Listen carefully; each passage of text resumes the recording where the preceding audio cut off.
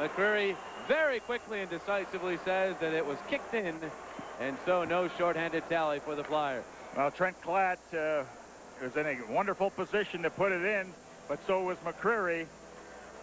All Brindamore does is put it in front of the net. Now, away Trent Klatt goes, and you can see the kicking motion. There's no doubt about that one.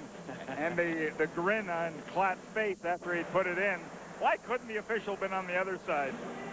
I remember the rule is that if it goes in off your skate and you just direct it, it counts now. That's a new rule put in this year, but clearly a kicking motion there. And so it remains 2-2. 11 seconds remaining in the second period. 1 minute, 10 seconds on the penalty to Paul Coffey. And the puck will bounce back to the red line. Podine huffed the league in points per game. Eric Lindros, of course, hasn't played as many games because of the injury, but points per game, he's right up there among the elite. Lemieux, Yager, and Lindros. Eric has a couple more points today. He could jump ahead of those two in points per game. So Eric is certainly registering his share of points and doing the job offensively. Another player who is among the leaders playing in this game here today is Jarome Iginla, tied for the lead among rookies, but technically ahead of Jim Campbell because he has more goals. Has the most goals of any rookie, 12, 25 points. Iginla, a steal for Calgary. Last year they got he and Corey Millen for Joe Nieuwendyk in a trade that now looks heavily slanted toward the Flames.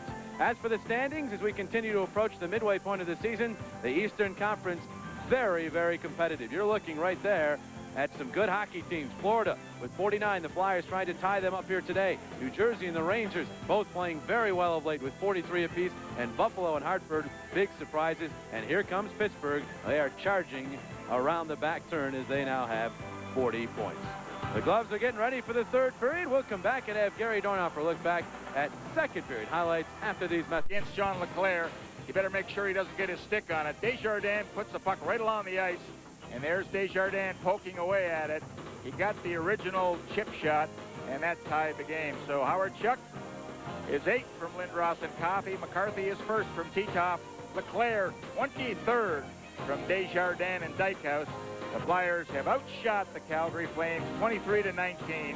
And here's where LeClair got a little bit of help as the puck goes in off the goaltender's skate into the net. Big shot. Oh my gosh, John LeClair, another 2-goal afternoon. I'll tell you, I almost said night. Go ahead. Oh boy. First of all, it's all started with Samuelsson getting a feed. He lets the shot go. Now keep an eye on John LeClair as the puck comes right to him. He didn't waste any time whatsoever. Here we'll isolate on John LeClair and watch him get that stick along the ice. Boom! Off it goes. And the hands high, giving the Flyers their first lead of the game. He just continues to pile up the goals. John LeClair, 24 of them. After 10 games of this season, he was on pace for about a 20-goal year. He's now on a pace greater than 50, yeah, which he knows about. He had 51 last year. There's a check by Hoagland knocking Dykhuis down, but the Flyers able to get the puck. They don't clear. A shot from the point. Scooped up by Hextall. And then he roofed it. A beauty by the rookie. 4-2 Philadelphia. There's the maturity of a guy that's played in the league for 10 years. Here, the 18-year-old with a happy bench looking on. What an individual effort by Dainius Zubrus. Normally on the wraparound, you want to get rid of that shot right away, put it along the ice. But Zubrus showed a lot of patience. And boy, oh boy, watch this, folks. I mean, this takes a lot of skill to make this play. It's not so much getting in front of the net, but he hangs on to it, waits, and then elevates the puck because he knows that the goaltender will go to their knees with that goal stick right along the ice. A lot of room upstairs. And right here, oh boy, what a goal by the youngster. We've seen flashes of this in practice and in training camp. He had that brilliant move up in Ottawa as well on a spinorama that set up a goal by Podine. This kid is going to be something. Only 18, youngest player in the NHL, and getting better and better. So the Flyers have a 2-goal lead. Jason Bowen gets an assist at 9:03, his first point of the year. Here's a good defensive play by Zubrus as he knocks out. But nothing serious will develop here. Now another good scoring chance from Lindros. All started on the line rush. He had hit a goal post earlier in the first period, and now from close in on a shot by Nienema, but you can see that Kidd has control, and all Lindros had to do was elevate it up in this high part of the net, but ended up right into the pads of Trevor Kidd. Rule of thumb, when you're in close, think high. 1:23 remains. You'll feel better with U.S. Healthcare. And this play happened early in the third period with the score tied at 2 and the Flames on the power play. The reaction of Hextall on Gagner, slides across, and with that left toe and pad steers it in the corner. That kept the game tied at 2, and then the Flyers just exploded thereafter. Wayne Rolison, a rookie.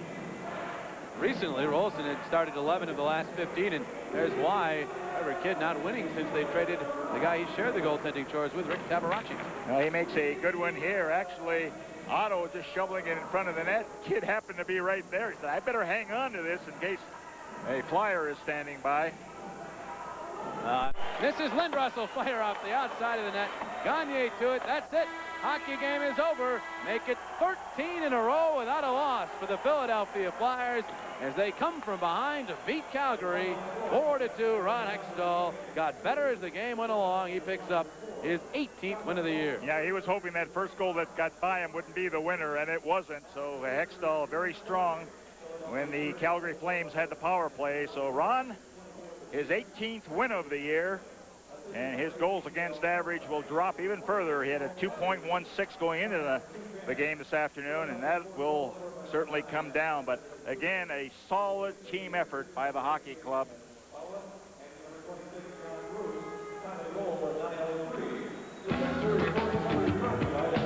Today's third period from Calgary was brought to you by your Quality Plus Ford dealers, who invite you to test drive Ford's all-new Expedition, and by McDonald's. Have you had your break today? The Flyers have moved into a tie for first place overall in the NHL standings by virtue of a 4-2 win over Calgary. We'll talk about it when we come back. John LeClair, he's got that magic touch around the goal, and he scored 2 goals in this afternoon's game. But the opportunist that he is, always seems to go in the area where the puck is going to come to him, and then that quick release, and that goal there gave the Flyers a 3-2 lead, and they were never headed after that. And of course, the check of the game is Eric Lindros. You don't always have to hit somebody in the rafters to do the job of checking.